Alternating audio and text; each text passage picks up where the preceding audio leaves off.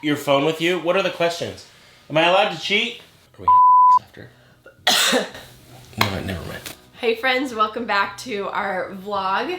And we are wanting to sit down and do a marriage Q&A because we are celebrating our 10-year anniversary. Is that crazy? 10 años. It's so crazy. And it feels kind of more surreal, not because it's been 10 years, right, but because we were so sick with our kids. We had an anniversary trip planned. That cough. I'm sorry. Is rough. This the least we can do? This is the most we can do. That's what it's a family joke. We always say, this is the most I can do. Yeah, I feel like everybody's just like accustomed to saying like, oh, I'm so sorry, this is the least I could do. Insinuating that they wish they could do more. Philip will bring me coffee and he'll be like, I literally this say is to the her, most I can do. This is literally the most I could do with the energy that I don't have. Okay, so we are going to... apparently you have these questions that people... Perfect.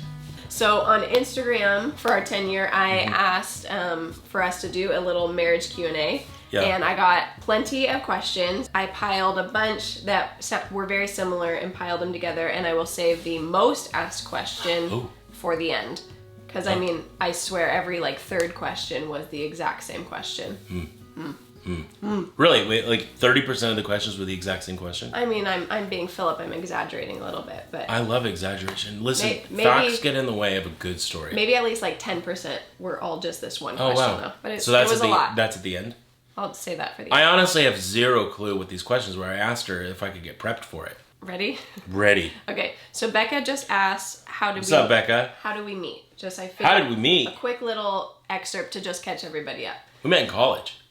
So our friend groups kind of just hung out with each other. Yeah, so we were friends that first year, and then we started dating the very beginning of our sophomore year, our second year. Do you know how, okay, so we're at our 10-year marriage, but that means that we have known each other and been dating for 14 years. Yeah. Okay, how long did we date before getting engaged / married? It was three years. 3.5 years. And then by the time we got married, it was 4.5 years, something. We were engaged for almost a year. He proposed. So I was in nursing school, so I took an extra year of college. Right. So he proposed the beginning of my 5th year of college. And then we got married the summer after I graduated. Yeah. So Philip was out of college for a year. I was pretty adamant that she had asked at one point, do you want to get married while we're in college? I'm like, I'm so poor. I have to go get a job. Even when we got married, we were so poor. I remember, no one's going to do, no one does this. Why would they go and spend basically all that they had on an engagement ring? Well, fun fact is that when we first got married, Philip had had to get a cardio ablation. Yeah. And so it was I had a small heart procedure. Cath lab surgery, and every single dollar that we got for our wedding gift went towards insurance and that medical bill. And we were literally back to being okay, what are we gonna go to the grocery store? Do you remember when we were engaged and I had to borrow money from you? That actually propelled us into being enormously passionate about Dave Ramsey and being budget conscious. Oh my gosh, I feel like that... I have budget questions later. That movement caused us the sickness and borrowing all of your money and spending all of our money on the ring and being super poor. He bought a car when we were engaged. I bought a car with my money. Because we needed a car, because mine broke down completely. Without asking me. Oh, that was one of our big fights, though, that he bought a car. Huge. I bought a car, basically with her money, without asking her if she liked the car. And I did not like the car. Communication 101. That was out the door. We still had it when we were back in California. It was the Matrix. This is a great car. You guys saw that car. For those of you who were around for a long time, we had a big, huge avocado stain on the head of listen.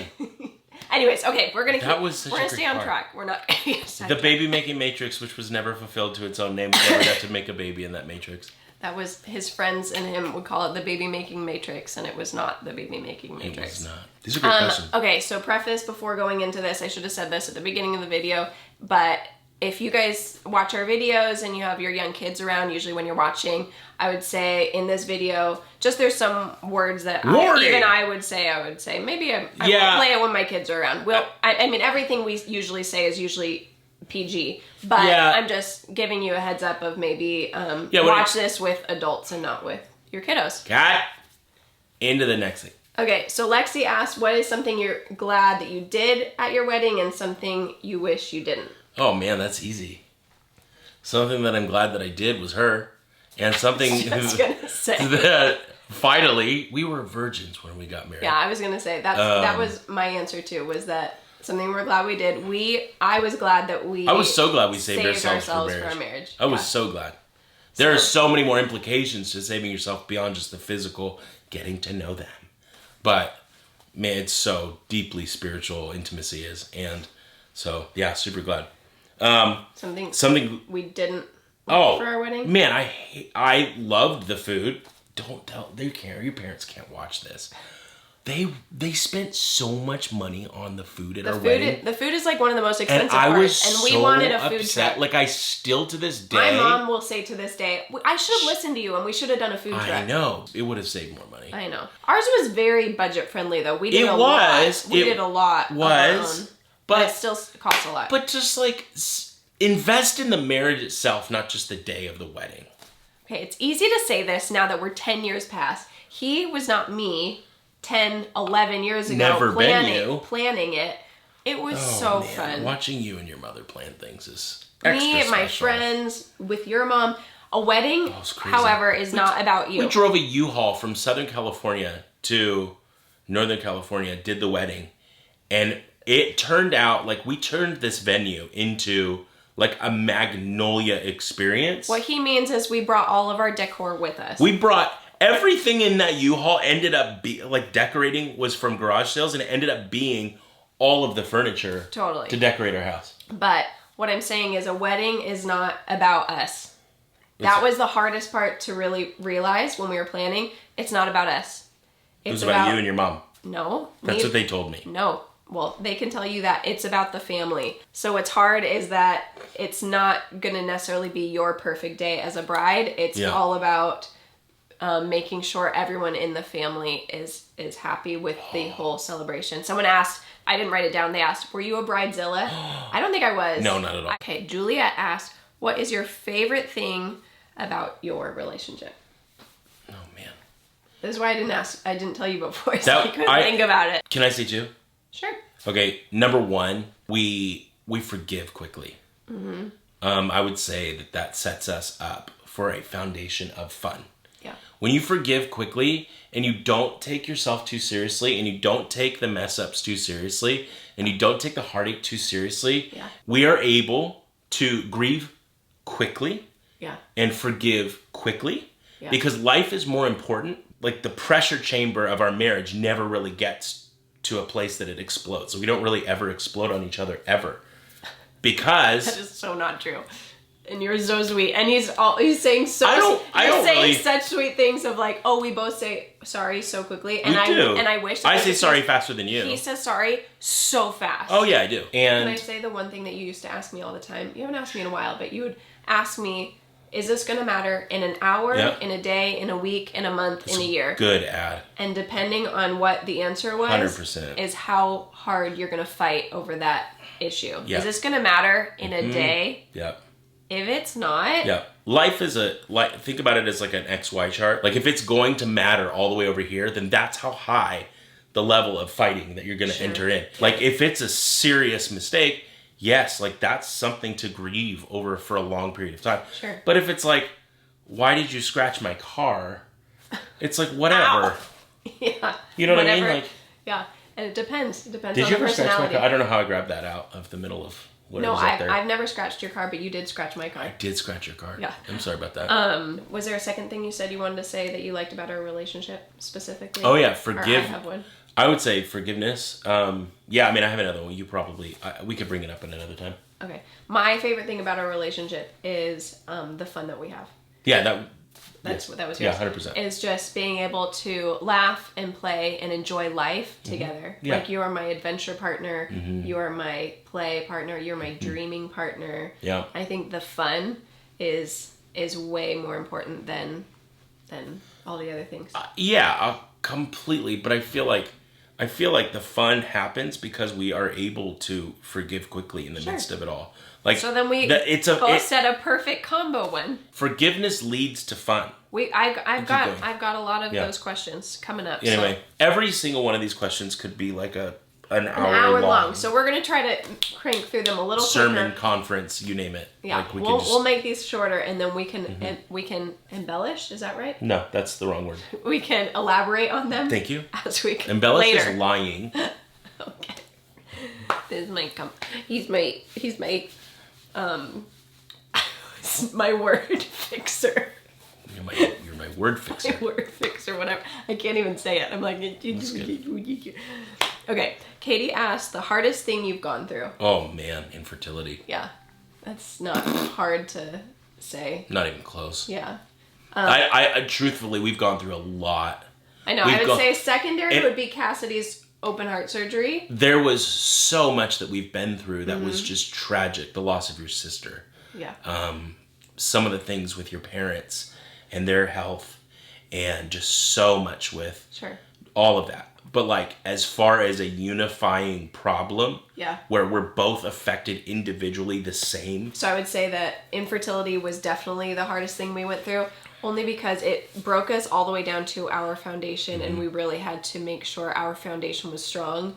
Otherwise, it was going to break us all the way through our foundation, and we would crumble if we didn't make sure that foundation was set. And we somehow, honestly, it feels like a miracle because of how broken it was, but it's genuinely a miracle that like God got us through that and was able to make our foundation stronger, and then we were just able to build from there. And it was the hardest, but it also really established us to be extra strong because we had to fight so hard in the beginning.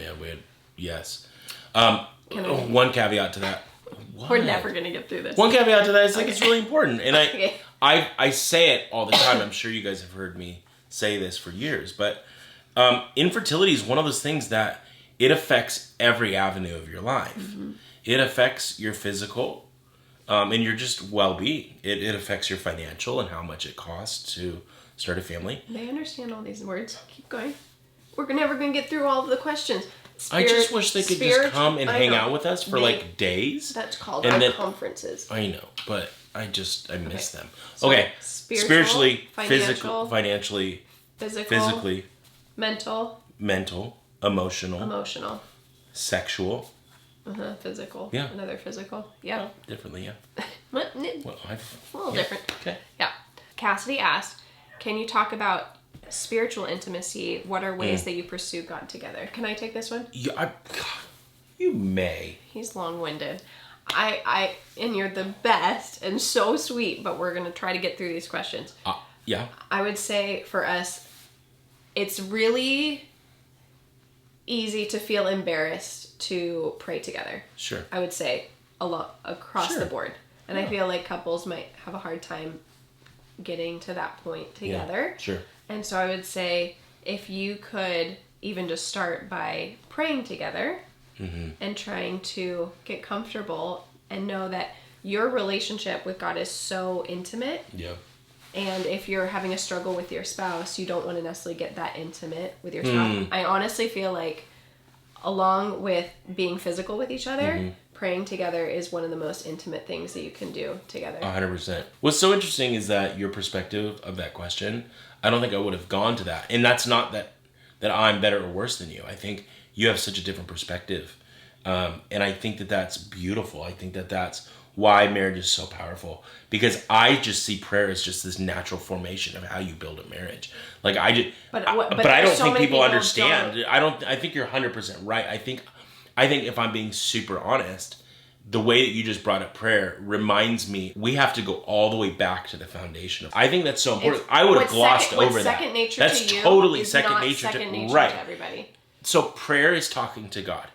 And if we believe that marriage is a triangle, which we do, is that I'm here, she's here, and the way that we grow together is towards God. That's the intimacy triangle. However, my answer would have been to keep a steady regimen of going to church. And I think that... Just making it a priority. And you can't let the highs and the lows get in the way of the commitment of what it needs to be together. Sure. Starting with prayer, you're right. Sure. So good. Okay, Sophia asked, what habits have you implemented that make your marriage stronger?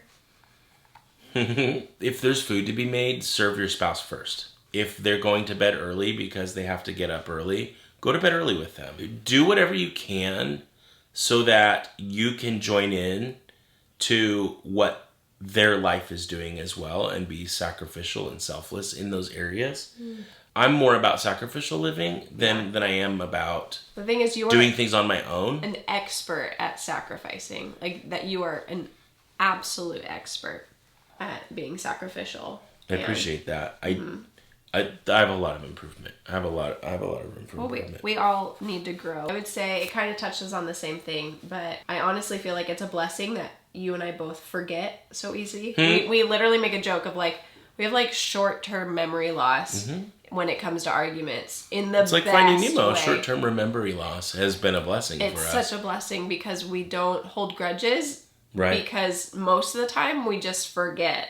I think it goes back to one of the first things we said is we have more fun than most people have in a marriage. And I feel like there's a direct correlation to we just allow ourselves to not take ourselves too seriously. Yeah. So sweet. We have a whole chunk of argument questions that we'll get into. Good. So, man, so much to talk about each question. I'm so bummed. Okay, this is not a question, but I just loved it, so I had to write it down. Laura said in the other vlog that Philip said he's working on seeing the mess. She said, help my husband, please. Oh, man. Dude, whatever. Tell your husband to direct message me so that we can start connecting with one another, making a support group. Of how to see the mess. Oh, Laura, it's so okay. hard. It's okay. It's not okay, but it's okay. I'm so easygoing as a person. That's probably one of my favorite qualities of myself. Yeah.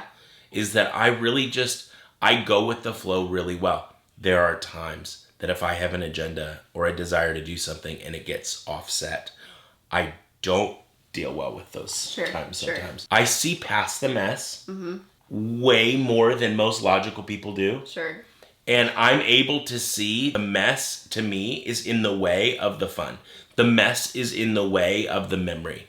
And I feel like we once had a sign in our apartment that said, pardon the mess, my children are making memories. Yeah. I think I took that literally. Yeah. And just said, forget the mess. Yeah. Someone else can clean it up. I'm going to make memories. I'm the someone else to clean it up. I know. Okay. We've been working on that. We have been. We have good seasons and bad seasons. Okay. Jen asked, how did you know he or she was the one? Oh, man. When you go to bed. No. I think when we were dating. I know. When you go to bed every single night, wishing that they were with you. Oh. That is so sweet. Because, we didn't sleep together. We didn't room together. We didn't do anything before we got married. And I think you know that they're the one when you have those moments where you have a weekend away and you wish they were there with you. Or you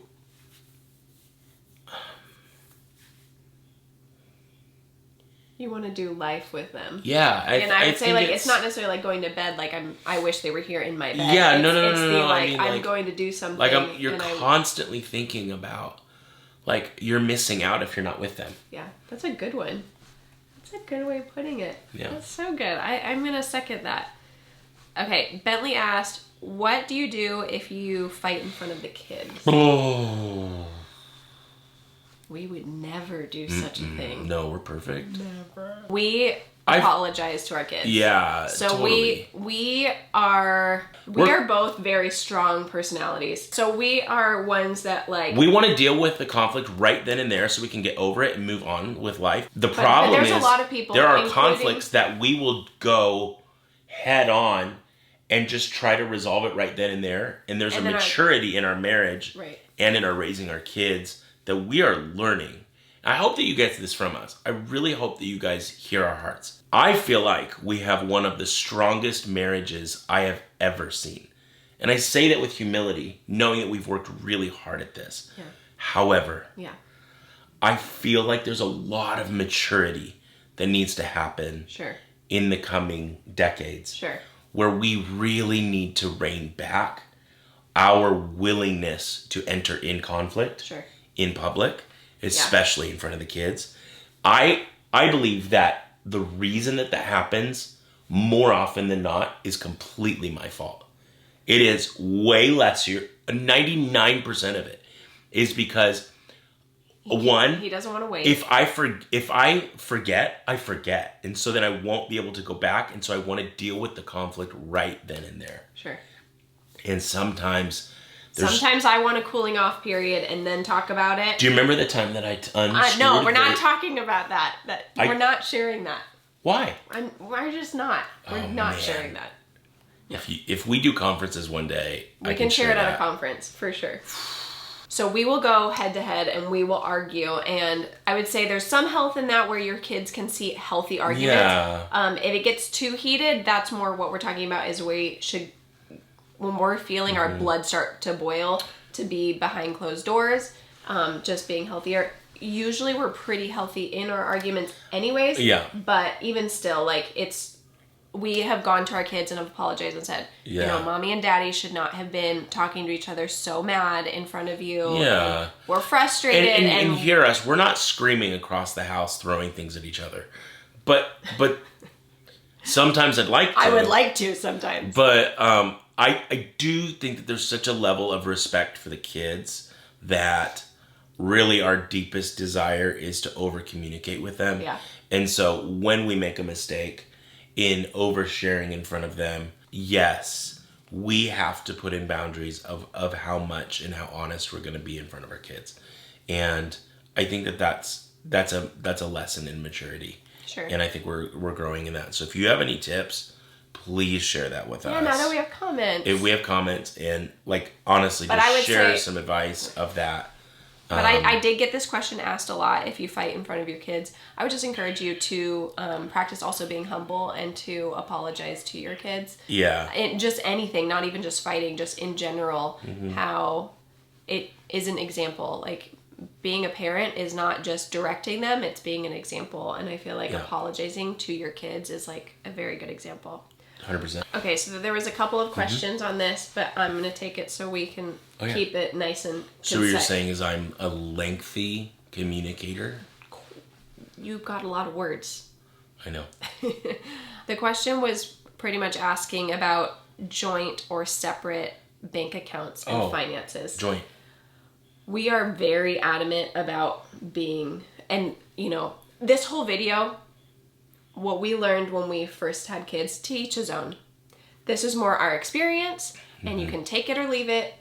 Yeah. Take it as you would like. Yeah. But this is something we are personally just passionate about, and if you choose to do life different, that's fine. But we are very passionate about having a joint bank account. Yeah. I've heard a lot of stories where it's different bank accounts, and he pays for the mortgage and she pays for everything else, or some kind of combo like that. I just think that is grounds for separate hearts, separate, it's when you are married, you are one.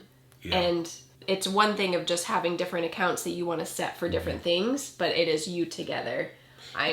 So the way that I would explain that briefly. Sure, briefly. Is if at the day of your wedding you say, my heart is yours, all that I am is yours, but then have secrets and things that are separate, then how is that true? Right. Marriage is a unification process. Remember what we talked about this. You're becoming one, and as you become one, you're literally trying to achieve the pinnacle of humanhood, which is to become like Christ. And to be selfless and compassionate and caring and loving and gentle and sincere and forgiving and gracious and all of these things that we are aiming to be in our marriage. And yet if you are leaving room for a separation of such a significant class. Because what do people fight over? Finances, sex, and power. humanity as a whole's 3 greatest problems usually come from power, money, and sex. Sure. And so to me, I think you're setting yourself up to have a mistrust. Yeah. You're setting yourself up to then say, like, we're going to start counting pennies. Well, if he spent this much, then I get to do, and she will spend this much. Yes. And so then it becomes a comparison game. Yes. And because you're not both in it together, unified, then questions are allowed to arise. Yeah. We say this is totally off topic, but I think this is really, really, really important to marriage. I want to be, as it says in the New Testament, like, I want to be above reproach. So, like, I never want to put myself in a situation that could cause me to stumble. Yeah. And I talk about this to, like, guys when I'm mentoring them, or like Bible studies and stuff like that. You never want to put yourself in a position, it could even be a thought, to enter into something that isn't godly. And so, because of that, a separate bank account could cause you to say, well, this is mine. This is my money, and that's his money. And more importantly, it's not about the money, but it's about the lack of unity. Yeah. And so then what can happen is, if you have a zone in your marriage where you are completely, there's no unity in, and even though you go, well, we both agree that no, it's actually more important, and it's less about the money, and it's more about when there's a conflict, they're going to use that against you because there's a separation. And I understand that there's mega different caveats to this question. And I was going to say, I'm like, in that, like, I like where I hear different ideas of, you know, you get $100 a month and I get $100 a month to do with whatever I want. And you're not going to make me feel bad if I want to go get my nails done, or you want to go buy some new fishing gear, you know, or $20, whatever, $500, you know, I don't know, whatever your bank account is, that you guys can have a certain amount.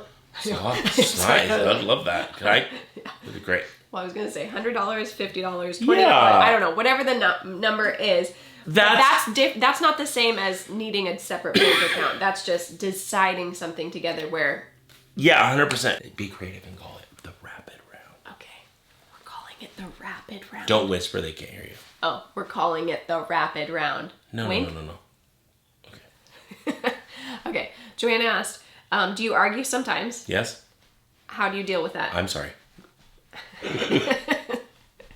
Katie asked, what do you do to overcome resentment? Ooh, pray.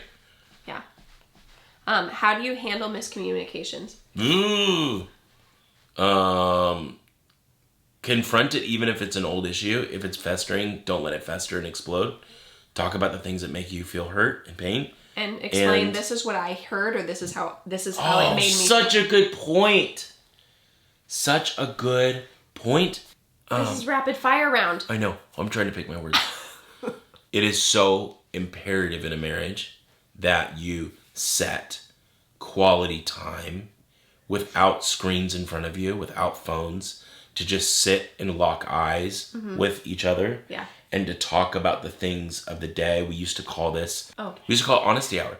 This was early in marriage when we had a little bit more conflict because we're getting to know each other and we were so different and we were becoming one. It's so important to get like an hour a day or an hour a week where you just sit and talk about the hard things. Sure. That's so really important. Good. That's so important. And you can't run away. Do you both fight? Yes. Yes. If so, what do you argue about most? Want to say it on 3? 1, 2, 3. Sex. Were you going to say something else? No. So I would say, here's my way of giving a little bit of encouragement. Yeah, it's so normal, guys. I know every single situation is different. And so I'm coming at this with a healthy marriage at the center, but maybe there's some issues and some struggles. I'm not talking to people who are really having hard times in their marriage. Yeah. Super strong encouragement is to make sure that sex is happening pretty often. I would say your conflict is going to go down dramatically if that is happening. For me, it would be it becomes an emotional connection. For you, it is it sounds so graphic, a release in the sense of that tension, that argument, that fighting. And when sex is happening, then there isn't that same desire for fighting, right? Yeah, I mean, we could literally do an entire day on this topic, and we've talked about sex and infertility and all the. So sex through infertility is one of our big talking points when we can talk about that. Yeah, so you're not alone. Everyone struggles with this, and I'm going to talk about it because I'm the female in this, and I'm going to shut you down to not talk about it. You may do that because you're so sweet. We understand that the guys have a desire, the guys have a need, and in a healthy marriage, that it is very important to have a healthy marriage by making that a priority. Mm-hmm. Now, is my desire always there? No. Is it still a priority? Yes. I'm just saying, we are being frank and honest. This is towards the end of the video. Hopefully all of our friends that are still here watching are going to be the ones that are. Can I say one thing that is, I think, excruciatingly important? Yeah. If you are in a season where your marriage is not in a place of trust, you cannot expect intimacy to happen until that trust is resolved. And that's why I am answering this question only in the sense of important. Being in a healthy marriage. Man, I cannot tell you how important it is that if that part of the unification process of marriage is going to happen, the other unification processes have to have happened before that. Sure. Women feel loved in a completely different way than men. Sure. You can resolve a man's problems very quickly. You cannot resolve a woman's problems as quickly. That is a fact.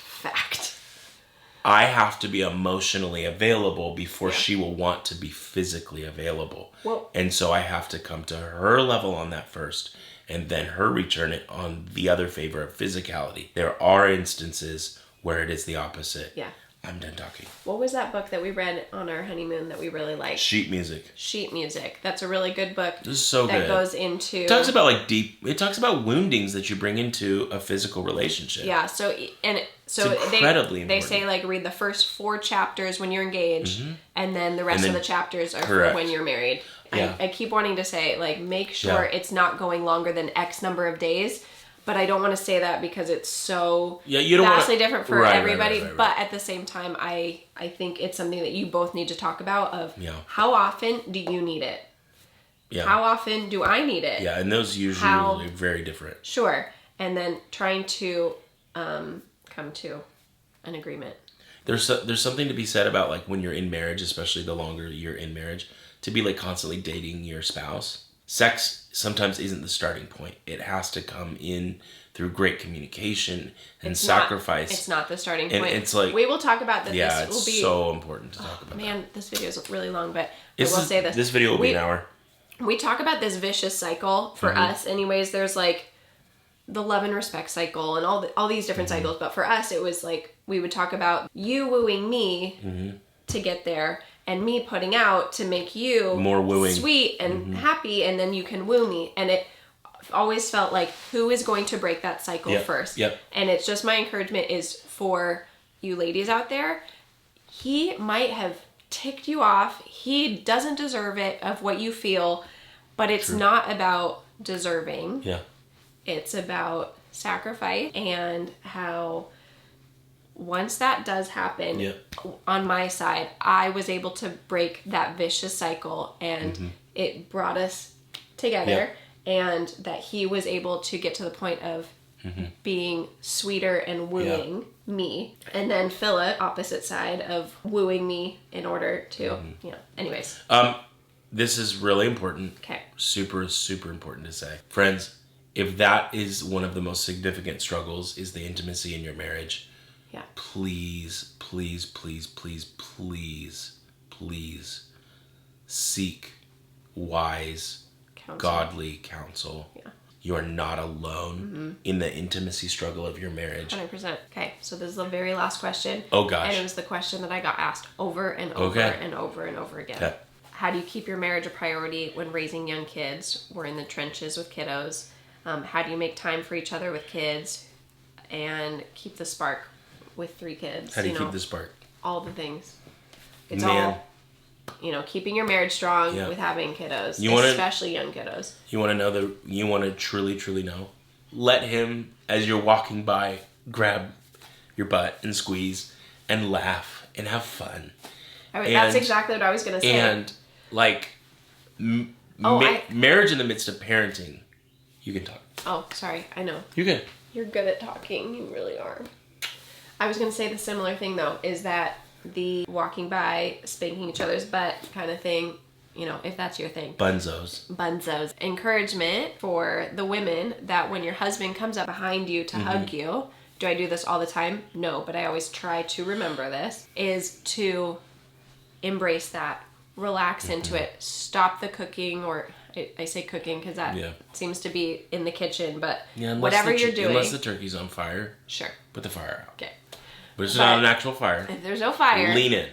Is to lean in. Yeah. So if he's hugging you from behind, to relax and just allow that intimacy to be happening instead of, come on, I just have to finish this thing before I do this thing. And I am guilty of it too, 100%, all the time.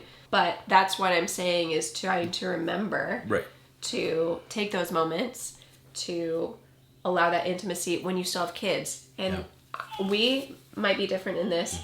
Oh, she's waking up. Gotta wrap this video up.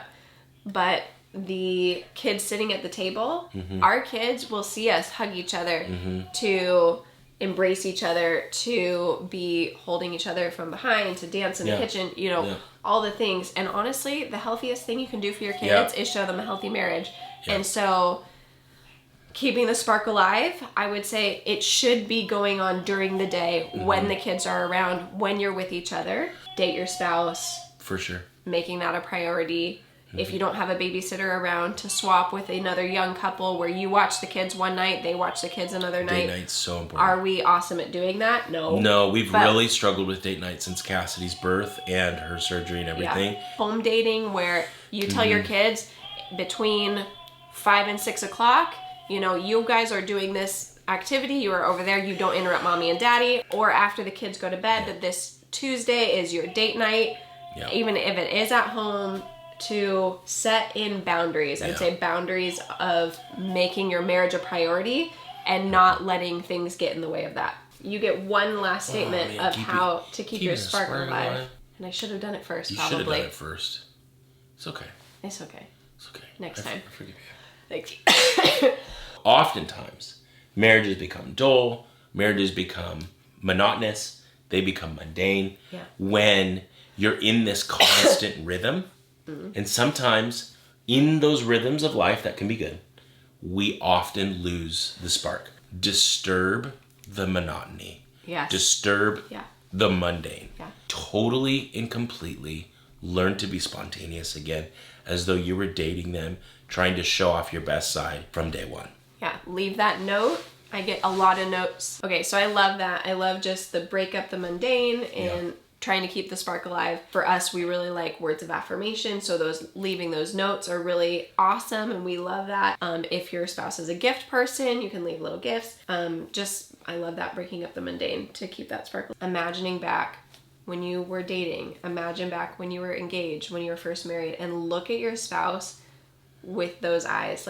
Look at your spouse physically with those eyes of oh my gosh, I'm seeing you as we were engaged. I kept looking down at my hand, is this real life? Seeing your spouse that, and trying to block out the, he left his towel on the ground again, or except for, I don't know, whatever's bothering you that day. Trying to not think about that, just looking through. I think it really comes down to slowing down. And not letting the busyness of life get to you. Sure. It shows how important this question is, because I got asked so many times, and I just want to say you are seen. This time with young kids is hard. And just the fact of even asking the question, how do I keep the spouse alive with my spouse? That's a win. While we have one That's kid, a win for you. That's a win already. Just the fact that your relationship really does need to be top priority. We always say this, our marriage comes first, and then you kiddos. you seeing us as a strong marriage is the best thing that we can do for you. Right. So keeping that spark alive is so top priority. Like, I can't express how important that top priority is. Keeping the spark alive has so much to do with learning how to take the mundane and mixing it up. Sure. Learning how to see the same person that you wake up next to every day, yeah, and being excited to see them. Yeah. This is just like a super side note, but when you get married, you only have eyes for your spouse. Mm-hmm. And that needs to stay that way. Mm-hmm. For the very purpose that, like, if you get into mundane and you allow yourself to start having eyes or ears for something else or something that's better, or mm-hmm. we constantly have a society now that's like, what's the next, what's new, what's better, and know that, like, the most meaningful things in life are not the flashy things. Mm-hmm. The most meaningful things in life are the things that you can confide in, yeah, and the things that you know are rock steady for you if you fall. And the things that are most important in life are the things that are going to be with you and the people that are going to be around you when things really get tough. It's so critical that you guys get time to just sit down and fart around and have fun and do silly things and go buy a date book. There's probably millions out there that are mm-hmm. fun. Go recreate your old dates. Look at old pictures and videos and go make those memories again. And I cannot stress this enough. Laugh together. Laughing together is life-giving. Mm-hmm. I love laughing because I know how healthy it is. And he's good at it. I love laughing. I laugh at myself all day. Uh-huh. I laugh at simple things. It doesn't have to be a stand-up comedian. I will laugh at everything because I feel like laughter is critical to joy. And if there's one thing that I could work on, and I think a lot of people could work on, is to be able to laugh easier and more often and all the time and just always be laughing like you. And I love it. Thank you. We're not good at the kissing. Not with that. Okay, thank you guys so much for watching. I hope you enjoyed this impromptu marriage Q&A celebrating our 10-year anniversary. Crushed it. Thank you for these questions. We would like to take this time to ask you if you guys have any desire to do a marriage conference. We'll be doing one in Nashville coming up in the fall. Mm-hmm. Let us know if you'd be willing to travel out. We're just trying to get an idea, ballpark of how many people are interested. We're probably going to have to keep it a small group. Yeah. It'll be a small group. We're looking at doing different conferences, just heads up. We want to do, that is specifically to infertility, is specific to adoption, but we do also want to touch on marriage because that's really where our passion really lies. Yeah. So, and there's a lot of details that we'll have to iron out going forward, but let us know in the comments a couple things. One, if that's something that'd be of interest to you, like a true interest where you feel like you'd be available. You'd be able to travel to come here. To the Nashville area. Just let us know if there's an actual physical interest. Yeah. That way we can kind of gauge the logistics around what that type of experience would be. Yeah. But we are charging full steam ahead at a lot of things, and that's one of them.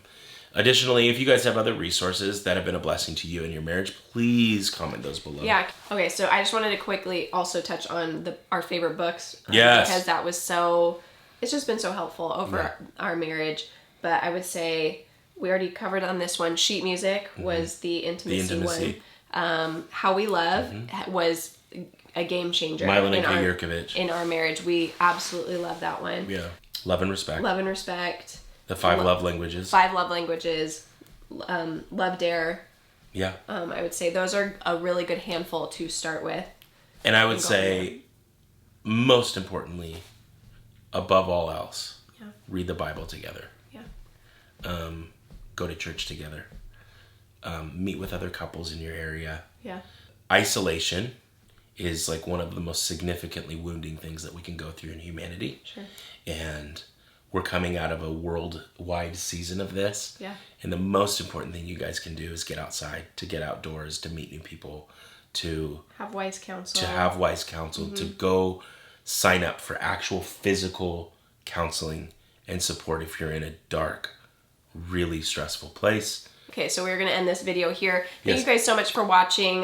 We can do some more marriage Q&As in the future. We really liked it. Maybe other Q&As. Yeah. We'd love to do some sit-downs and just chit-chat with you guys. So thank you guys so much for watching. If you got to this point of this video, I want you to leave some kind of emoji in the comments. What kind? A poop emoji. No. Those are my favorite. Please don't. But now we're going to have a million poops. Poops and toilets. Okay, any kind of emoji that you want, just leave an emoji down in the description, in the comments below, and give this video a big, huge thumbs up. And thank you guys so much for watching, and we'll see you guys in our next video.